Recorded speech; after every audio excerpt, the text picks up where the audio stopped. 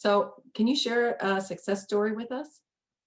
Sure. We have had as a large client for many years a company that's not too well known in the consumer market, but it's well known to some extent. It's called McCain Foods. Hmm.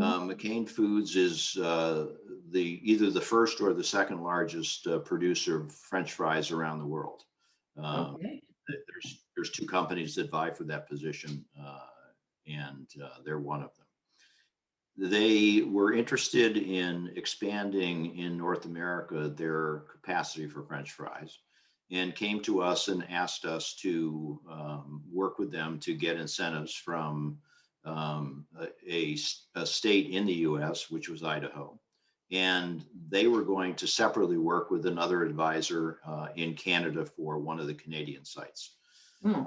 And the investment was north of $100 million. I won't give you the exact numbers for confidentiality. And the number of jobs that were going to be added were north of 100 jobs. It was a pretty big project, all in all. Mhm. Um, and so we negotiated the incentives in Idaho from state, county, and local governments. And it was a combined, as is most of the time true for that kind of project. It was a combination of two or three different state incentives, one or two local incentives, and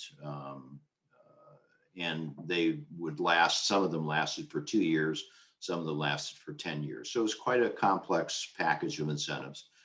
The incentives finally negotiated equaled approximately 10% of the capital investment that they were making.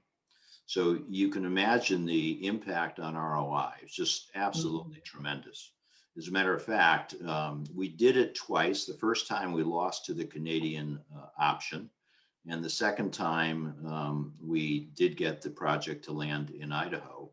And when that occurred, um, north of $100 million was the investment, as I said, and we got 10%, more than 10%. So we were north of $10 million of incentives.